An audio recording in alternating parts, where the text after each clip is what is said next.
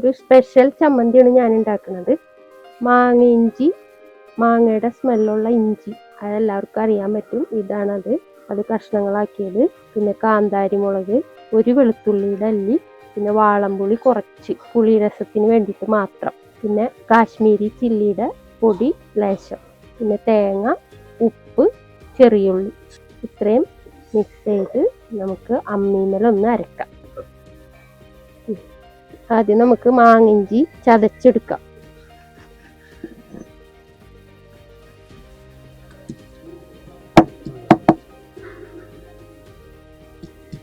മുളകിട്ട് അരച്ചു കൊടുക്കാം.